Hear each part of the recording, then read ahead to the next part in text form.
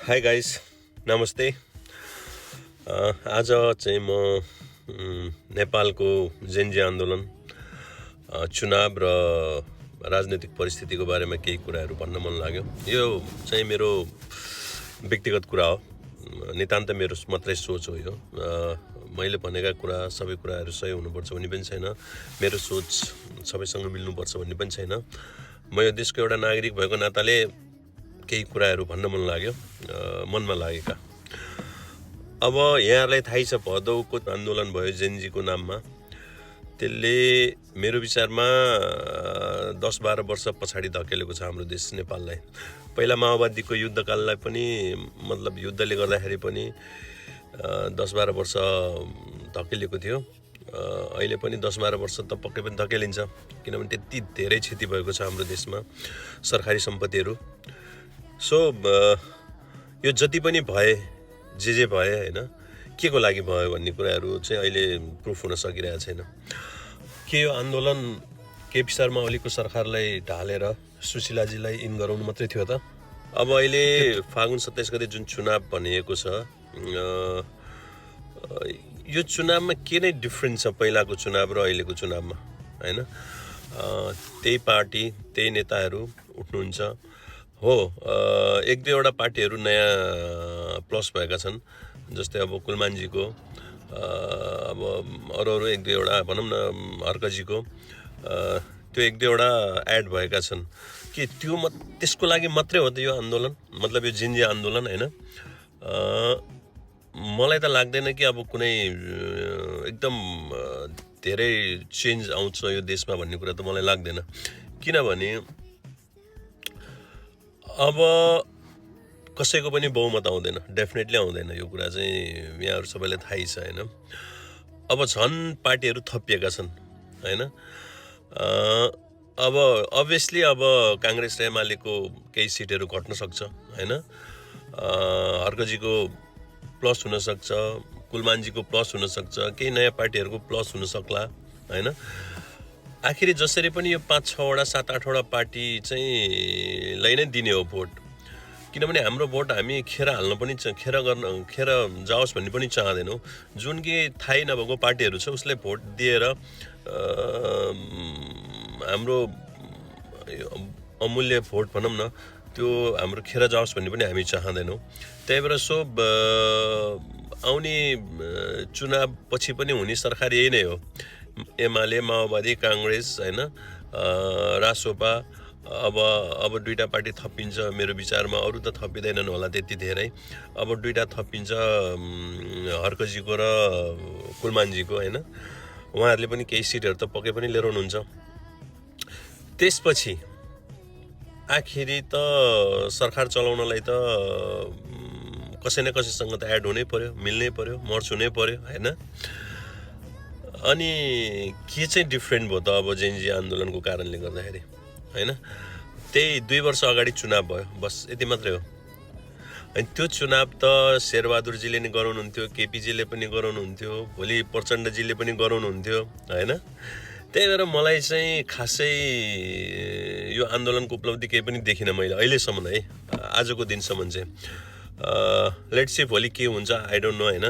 तर आजसम्म मैले त्यस्तो कुनै पनि उपलब्धिहरू देखेको छैन, होइन? उपलब्धि भनेको यही मात्रै हो कि केही नयाँ जेन्जी भाइ बहिनीहरू नेताको रूपमा परिचित हुँदैछन्, 1-2जनाहरू, 2-4जना, होइन? त्यो पनि उहाँहरूको पनि आफ्नो एउटा सङ्गठन छैन, होइन? इन्डिभिजुअल उहाँहरू लाग्नु भएको छ, कोहीले के भन्नुहुन्छ, कोहीले के भन्नुहुन्छ, कोहीले के भन्नुहुन्छ, त्यो आफ्नो सोच, आफ्नो तरिकाको छ, होइन? त्यही भएर यो पनि खासै राम्रो चाहिँ होइन, किनभने देश चलाउनलाई त्यति इजी पनि सोच्नु हुँदैन हामीहरूले, होइन? र देश चलाउनलाई यो 10जनाको ग्रुप लिएर, जेन्जीको एउटा ग्रुप, 10जना एउटा ग्रुप, 10जना एउटा ग्रुप भएर यसरी देश चल्दैन।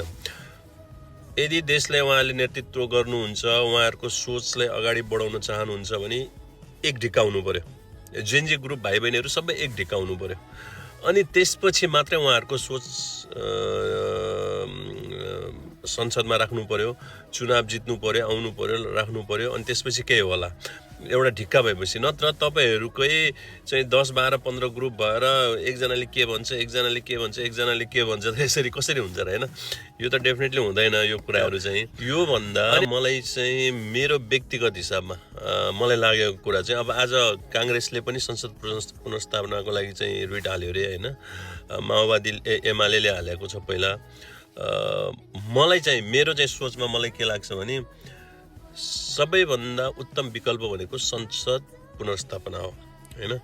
र पुनर्स्थापनामा चाहिँ के एउटा कसरी चाहिँ पुनर्स्थापना गरेर त्यो संसदमा चाहिँ जसरी माओवादीहरू पहिला शान्ति सम्झौतामा आउँदाखेरि उहाँहरूकोबाट कति सिट चाहिँ संसदमा लिएर आउनु भएको थियो, त्यस्तै नै जेनजी ग्रुपका विज्ञहरू, जेनजी ग्रुपका राम्रा राम्रा मान्छेहरू जेनजी ग्रुपले छानेर 10-15 जना चाहिँ यो संसदमा एड गरेर, होइन? यो संसदमा एड गरेर त्यसपछि चाहिँ संसद पुनर्स्थापना गरेर पुरानो र नयाँ सबै मिलेर बहुमतबाट चाहिँ अबको नेक्स्ट चुनावमा चाहिँ कस्तो तरिकाले जाने, प्रत्यक्षमा जाने हो कि राजा लिएर आउने हो कि अब भनौँ न तपाईँको प्रदेशहरू विघटन गर्ने मतलब खारेज गर्ने हो कि यो सब कुराहरू उहाँहरूले त्यसबाट गर्न सक्नुहुन्छ। अनि त्यसपछि उहाँहरूलाई 84मा जुन चुनाव हुने त हाम्रो नियमित उता छँदैछ 84मा, होइन? त्यो चुनावसम्म उहाँहरूले पनि केही लर्न गर्नुहुन्छ, सिक्नुहुन्छ। त्यो संसदमा बसेर के अरे हाम्रो भाइ बहिनीहरू जेनजीका ग्रुप केही 10, 12, 15 जना कतिजनालाई अब सबैको सहमतिमा त्यहाँ लगिन्छ, उहाँहरूले पनि केही कुराहरू सिक्नुहुन्छ। त्यसपछि चाहिँ 82को चुनावमा चाहिँ कसरी गर्ने, होइन? त्यति बेलासम्म अब अहिले त हेर्नुहोस्, होइन? यो जेनजी भनेको को पनि थाहा छैन, मेन जेनजी भनेको के पनि थाहा छैन, जेनजीको मेन उद्देश्य के पनि थाहा छैन, उहाँहरूको देश चलाउने एउटा ऊ पनि छैन, होइन? त्यही भएर भोट त उहाँहरूले दिँदैनन् पक्कै पनि। अहिले बुझ्ने मान्छेहरूले आवेगमा आएर अरूलाई रिस उठे, अरू नेताहरूले रिस उठेको उसमा दिनु त्यो फरक कुरा हो। तर देश यसले नै बनाउँछ भनेर दिने कुनै आधार छैन जेनजीहरूसँग अहिले, होइन? किनभने उहाँहरूलाई सिक्न धेरै छ, त्यति सजिलो छैन देश चलाउन, होइन? किनभने हाम्रो एउटा घरमा एउटा 5-6 जनाको परिवारले कन्ट्रोल गरेर राख्नलाई त हामीलाई गाह्रो हुन्छ भने। अनि अर्को कुरा, जेनजी भाइ बहिनीहरूले जुन कुराहरू सोच्नु भएको छ यो देश जेनजीहरूको लागि मात्रै पनि त होइन नि त, जेनजीभन्दा माथिका पुस्ताहरू पनि छन् यो देशमा, होइन? त्यही भएर जेनजीका पनि सोच चाहिँ राख्नुपर्छ, होइन? उहाँहरूले चाहिँ संसदमा गएर आफ्नो सोचहरू राखेर उनीहरूको, किनभने पुरानो मान्छेहरूलाई त्यति आइडियाहरू नहुनसक्छ, यो नयाँ सोचहरूमा जोस जाँगर छ, उहाँहरूले आइडियाहरू दिएर त्यसपछि चाहिँ नेक्स्ट चुनावमा चाहिँ उहाँहरूले पनि कसरी चुनाव लड्ने, कसरी के गर्ने, देशको लागि के कसरी के त भित्री आन्तरिक कुराहरू सबै बुझ्नुहुन्छ 2 वर्ष संसदमा बसेर, होइन? त्यसपछि बरु उहाँहरूले केही गर्न सक्नुहुन्छ होला नेक्स्ट इलेक्सनबाट चाहिँ। अनि त्यसपछि उहाँहरूको संसदको उहाँहरूको त्यो जुन छ नि कार्यहरू हेरेर जनताहरूले पनि हेर्नुहुन्छ, उहाँहरूले पनि विश्वास गर्न सक्नुहुन्छ के गर्दो रहेछ उहाँहरूले भनेर, होइन? त्यही भएर सो मलाई चाहिँ लाग्यो, मेरो मनको कुरा मात्रै है यो मेरो व्यक्तिगत सोच मात्रै हो।